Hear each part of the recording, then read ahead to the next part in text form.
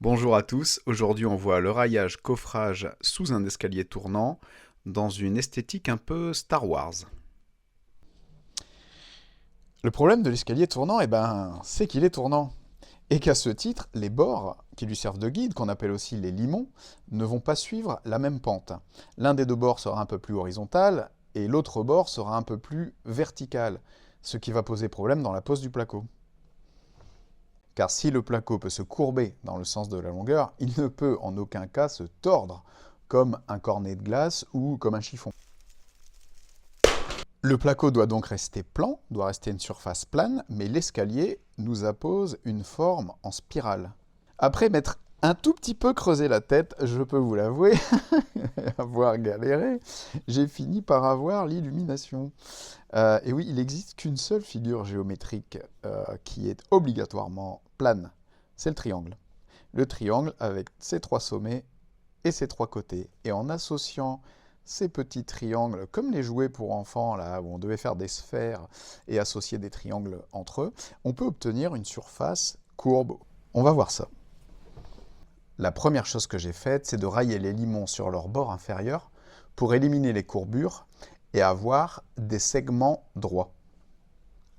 J'ai ensuite vissé des rails sur les bords intérieurs des limons de la même taille que les segments, tout simplement pour avoir les futurs guides afin de pouvoir y glisser mes futurs montants. L'emplacement des triangles va se décider de lui-même, puisque ce sont les segments de rails qu'on vient de visser qui vont déterminer où on va placer ces sommets. Par exemple ici, vous le voyez, il y a trois pentes, deux à gauche et une grande à droite. Et bien ce sont ces pentes qui vont déterminer trois triangles différents avec leur point de fixation. La base du triangle va suivre le segment de rail, tandis que son sommet à l'opposé ira sur le rail opposé.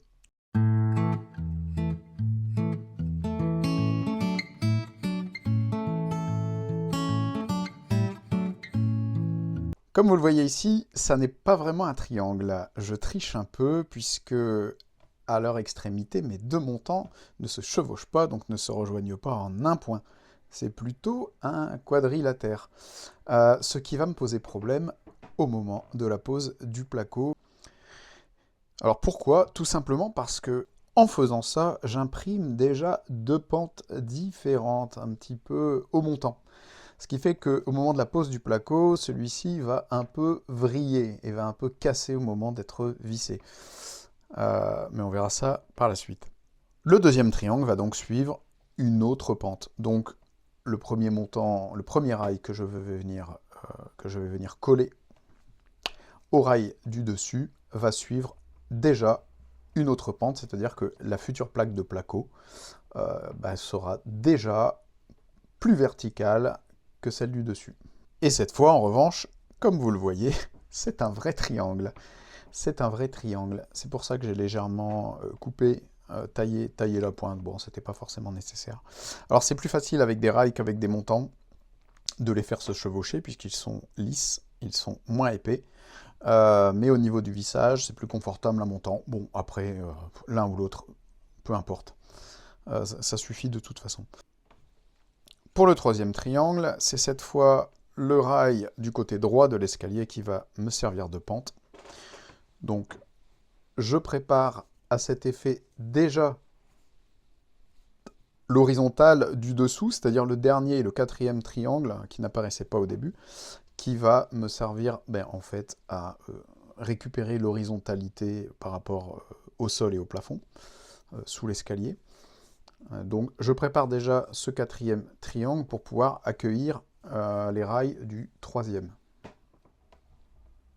Alors ici, j'écrase légèrement à la main les bords de mes futurs montants pour une question en fait, de praticité de fixation du futur placo, pour qu'au moment où je fixe la plaque du placo, en fait, la pente soit à peu près la même sur les trois côtés de mon triangle. Hein. Donc tout ça, je l'ai fait à l'œil nu, c'est approximatif. De toute façon, au vissage, la plaque de placo va d'elle-même prendre la place qui lui est dévolue. Alors vous le voyez, comme ici, les montants ne se chevauchent pas parce que c'était plus simple à la découpe, beaucoup plus simple. Je leur mets donc des renforts à chaque sommet pour avoir une bonne cohésion d'ensemble, hein, ça suffit largement. Et pour ce qui est donc de la pente, donc de la pente du début, hein, du rail du début qui servait de guide. Donc là, je n'ai pas besoin de venir lui visser un montant. Je me suis juste permis, et ben, comme vous le voyez, avec une pince, de venir légèrement plier le bord pour lui donner, toujours pareil, à l'œil nu, approximativement, l'inclinaison de la future pente souhaitée.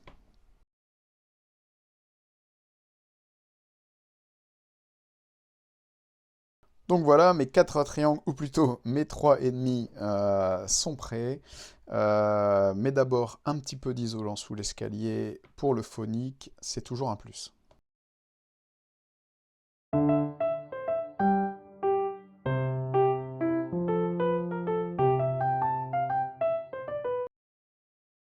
Pour le raccord placo-plafond et descente d'escalier, j'ai fait ma découpe placo sur le bord à 45 degrés. J'ai mis ma scie sauteuse à 45 degrés en fait. Voilà, je pense que la future bande d'enduit sera plus simple, hein, et il y en aura. Donc nous voilà revenus au petit couac du début, au petit couac annoncé. J'ai dû découper ma plaque de placo en deux. Je n'ai pas pu la poser en un seul tenant, puisque mon triangle, qui n'en est pas un, qui est un trapèze, me faisait vriller la plaque de placo, et en forçant, je sentais qu'elle allait casser. Donc j'ai dû la faire en deux parties. D'où l'importance de faire des beaux triangles. Des beaux triangles avec des vrais sommets. Comme vous pouvez le constater, mes triangles n'atteignent pas le bord de mes rails, puisque les deux rails qui m'ont servi à encadrer les limons ne font pas partie des triangles. La première fois, j'avais essayé de plaquer jusqu'en bordure de ces rails, mais en réalité, ça tordait mon placo. Ça tordait mon placo et ça le faisait se casser sur les côtés. Donc un triangle, c'est un triangle, et puis c'est tout. Ces deux rails, ces trois rails d'ailleurs sur le côté, et ben feront l'objet d'une autre découpe. Donc je découperai 3 bandes que je viendrai visser à la fin. Ah bah alors comment qu'on fait pour mesurer d'ailleurs les angles et les longueurs des côtés des triangles? Eh ben c'est peut-être le moment d'en parler, apprenti. Eh ben on se souvient des cours de 5e avec le petit compas dans la trousse et de la géométrie. En fait c'est simple, hein, on mesure les 3 côtés du triangle. On reporte un des 2 côtés sur le placo et puis en se servant du mètre comme d'un compas, eh ben on va reporter automatiquement avec les longueurs, on va reporter les angles en même temps. Donc on va tracer 2 coups de compas et on aura les 3 sommets.